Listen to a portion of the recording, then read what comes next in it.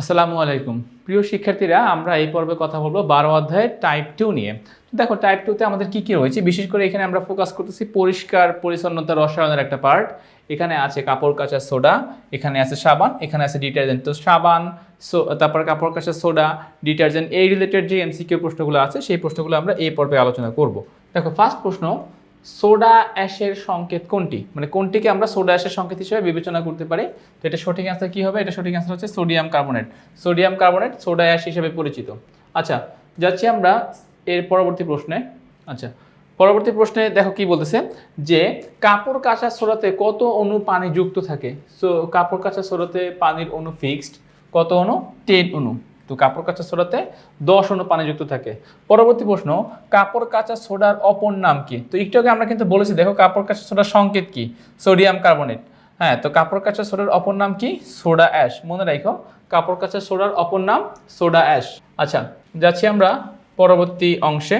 কি বলতেছে, কাপড় কাচা সোডার সংকেত নিচের কোনটি? মানে আমরা কিন্তু দেখো কাপড় কাচা সোডার সংকেত বলে সোডা অ্যাশ বুঝি, ঠিক আছে, কোনো সমস্যা নাই, কিন্তু এখানে এর আলাদা কিছু নাম রয়েছে, সোডিয়াম কার্বনেট, ডেকাহাইড্রেট, এরকম বিভিন্ন নাম রয়েছে। সো আমরা এখন এইখান থেকে সেই সংকেতটা বিবেচনা করব যে কাপড় কাচা সোডার সংকেত নিচের কোনটি? সোডিয়াম কার্বনেট, এবং এর সাথে কি 10 অণু পানি, ক্লাস পানি আকারে যুক্ত থাকে। সোডিয়াম কার্বনেট 10 অণু পানি, তার মানে এইটাই হবে আমাদের এখানকার সঠিক অ্যান্সার। আচ্ছা, গেল। যাচ্ছি আমরা এর পরবর্তী প্রশ্ন। দেখো, সাবানের সংকেত কোনটি? সাবানের সংকেত হলো এই যে এইটা।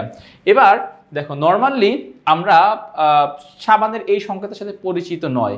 আসলে আমি এখন ব্যাপারটা তোমাদেরকে একটু ক্লিয়ার করি।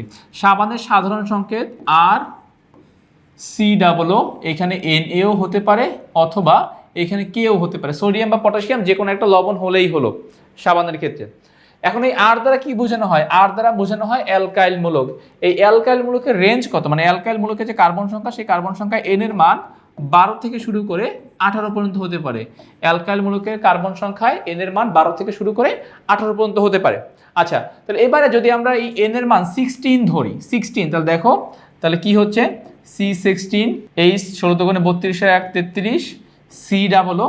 বলছিলাম এখানে সোডিয়াম বা পটাশিয়াম যে কেউ হতে পারে, আমরা এবার পটাশিয়াম বিবেচনা করলাম, তাহলে C16, H33, COO। অতএব এই বিবেচনায় আমাদের এটা কি হবে? সঠিক অ্যান্সারটা হবে খ নাম্বার। ওকে, যাচ্ছি আমরা পরবর্তী প্রশ্ন। দেখো, কোনটি লবণের সংকেত? তো লবণের সংকেত কিন্তু তোমার এই যে সাবানের সংকেত। এখন এটা কিভাবে লবণের সংকেত হলো? দেখো, তুমি যদি এরকম 17 কার্বন বিশিষ্ট একটা জৈব অ্যাসিড নাও, C17, H35, COOH plus sodium hydroxide, তার মানে কি হবে? তখন সোডিয়াম যাবে হাইড্রোজেনের জায়গায়, হাইড্রোজেন আসবে সোডিয়ামের জায়গায়। ফলে দেখো কি হবে? C17, H35, COO, Na plus কি উৎপন্ন হবে? H2O উৎপন্ন হবে, লবণ এবং পানি। অর্থাৎ আমরা জানি যে একটা অ্যাসিড এবং একটা ক্ষার পরস্পরের সাথে বিক্রিয়া করে কি উৎপন্ন করতে পারে? লবণ পানি উৎপন্ন করতে পারে। সো এই সাবানটাই কিন্তু আমার সেই লবণের সংকেত। আচ্ছা, গেল এটা। যাচ্ছি আমরা এর পরবর্তী প্রশ্ন। দেখো, সাবান কি এক ধরনের? একটু আগে আমরা বলেছিলাম সাবান কি এক ধরনের? সাবান হচ্ছে এক ধরনের লবণ। আচ্ছা, গেল এটা। তার পরবর্তী প্রশ্ন দেখো, সাবান উৎপাদনে উপজাত হিসেবে কোনটি পাওয়া যায়? সাবান উৎপাদনে উপজাত হিসেবে পাওয়া যায় গ্লিসারিন। গ্লিসারিনের সংকেত কি? গ্লিসারিনের সংকেত হচ্ছে এরকম, CH2OH বন্ধন CHOH বন্ধন CH2OH। এই যে গ্লিসারিন পাওয়া যায় কি হিসেবে? গ্লিসারিন পাওয়া যায় উপজাত হিসেবে।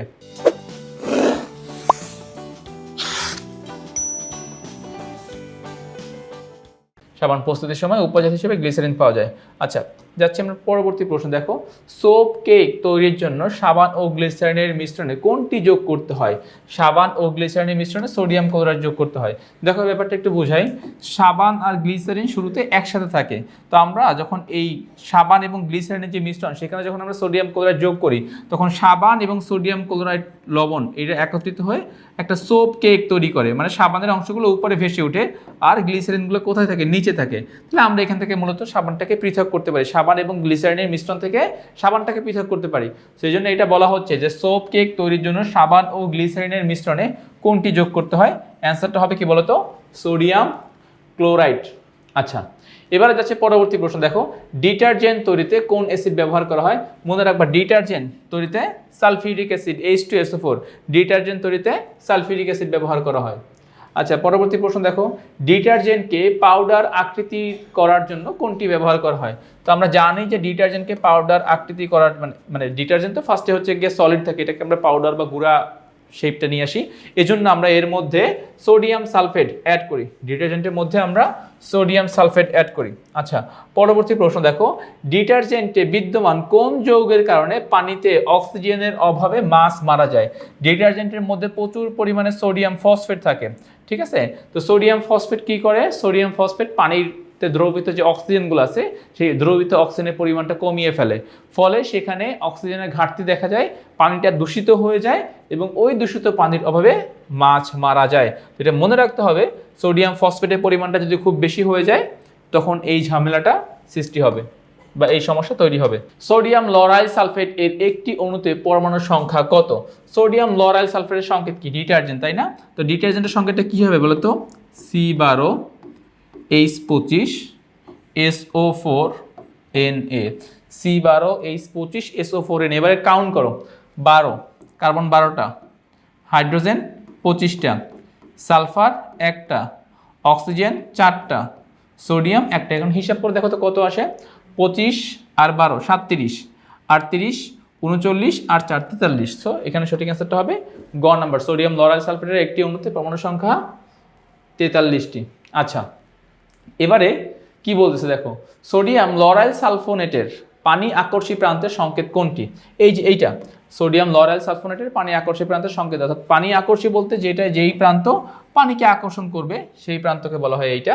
তার মানে এইটা হচ্ছে আমাদের সঠিক অ্যান্সার। বাট বেসিক্যালি এটাকে যদি একটু সুন্দর মতো বলি তখন হচ্ছে পোলার প্রান্ত, SO4Na। মানে যদি আমাদের এখানে অ্যান্সার হিসেবে সব থেকে অ্যাপ্রোপ্রিয়েট হচ্ছে এইটা, বাট যদি তোমরা পানি আকর্ষিক যে বিন্দু বা যে পয়েন্ট জানতে চাও তখন বলতে হবে SO4Na। এই যে অংশটুকু আছে, SO4 হচ্ছে নেগেটিভ, Na পজিটিভ, সো এরা মূলত পোলার প্রান্ত, এরাই পানিকে আকর্ষণ করে।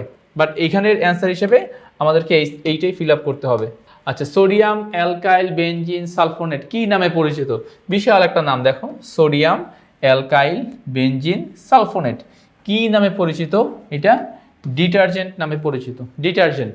ওকে, তো গেল আমাদের প্রশ্নের অ্যান্সার।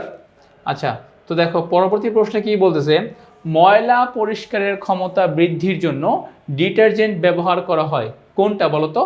ফসফেট। মানে আমরা তো জানি যে ডিটারজেন্ট, হ্যাঁ ডিটারজেন্ট ভালোই ময়লা পরিষ্কার করতে পারে, কিন্তু ডিটারজেন্টের ময়লা পরিষ্কার ক্ষমতাকে যদি আমি আরও বাড়াতে চাই তখন আমি এর মধ্যে কি অ্যাড করব? ফসফেট অ্যাড করব।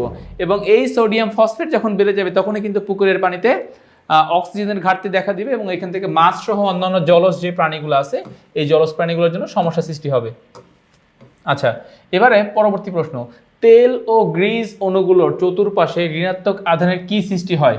অর্থাৎ তেল এবং গ্রিজের চারপাশে কি সৃষ্টি হয়? ঋণাত্মক আধানের বলয় সৃষ্টি হয়। তার মানে চারদিক থেকে এটা ঘিরে রাখে, যেহেতু চারদিক থেকে এটাকে ঘিরে রাখতেছে সেহেতু আমরা বলতে পারি যে হ্যাঁ এখানে ঋণাত্মক আধানের একটা বলয় সৃষ্টি হচ্ছে।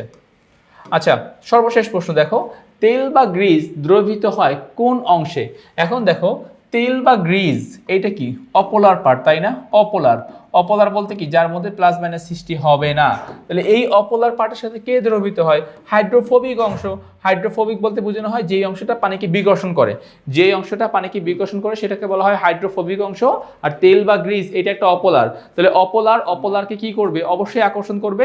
এজন্য বলা হয় যে তেল বা গ্রিজ বা অপোলার পার্ট দ্রবীভূত হয় হাইড্রোফোবিক অংশে। এটা সঠিক অ্যান্সারটা ক নাম্বার, 40 সঠিক অ্যান্সারটা ক নাম্বার। ওকে, তো তাইলে আমরা আমাদের এই পর্বে যতগুলো প্রশ্ন ছিল সাবান, ডিটারজেন্ট, কাপড় কাচা সোডা রিলেটেড যতগুলো প্রশ্ন ছিল সেগুলো আমরা সমাধান করে ফেললাম। আমি আশা করতেছি তোমরা এইটুকু অংশ প্রপারলি বুঝতে পেরেছো। তো আজ এ পর্যন্তই, নতুন কোনো পর্বে তোমাদের সাথে আবার দেখা হবে। ততক্ষণ পর্যন্ত সবাই ভালো থাকো, সুস্থ থাকো, আল্লাহ হাফেজ।